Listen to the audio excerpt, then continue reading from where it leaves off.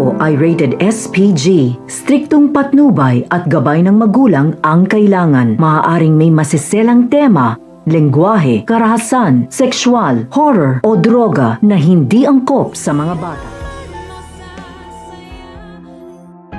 Nagtaka si Lynette nang makitang tumatawag kay Carlos si Zoe nang maiwan ng lalaki ang kanyang cellphone sa kwarto.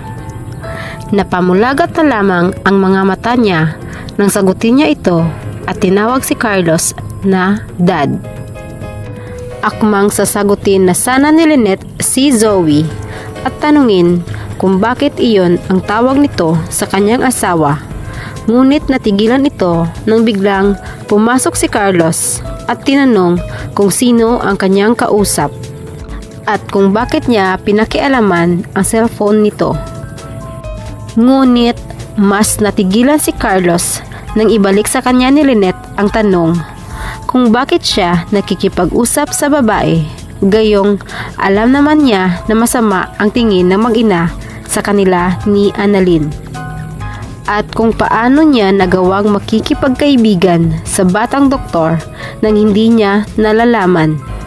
At ang mas naikinagulat ni Carlos nang tanungin siya ni Lynette kung bakit siya tinawag na ama ni Zoe. Mabubuking na kaya ni Lynette ang lihim ng kanyang asawa?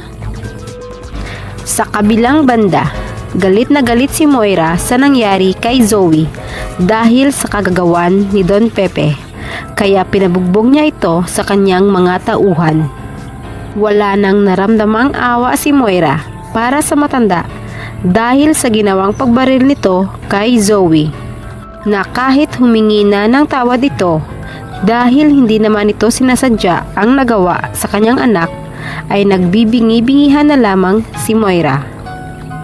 At maging si Zoe ay pinapatigil na ang mga tauhan ng kanyang ina at naaawa na ito sa kanyang lolo, ngunit hindi pa rin siya pinapakinggan ni Moira at gusto niyang turuan ng leksyon si Don Pepe. Dahil sa ginawang pananakit ng mga tauhan ni Moira, makakaligtas pa kaya si Don Pepe?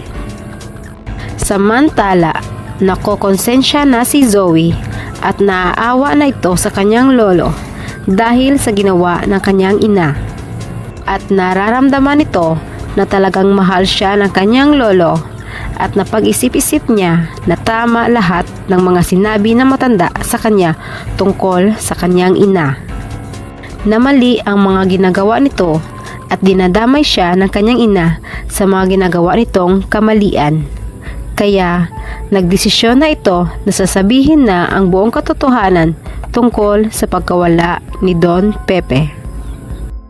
Oras na kaya para sabihin na ni Zoe ang buong katotohanan? At sino kaya kina Annalyn at Doc Carlos ang paghingian niya ng tulong? Atin lamang aabangan dito lamang sa Abot Kamay na Pangarap.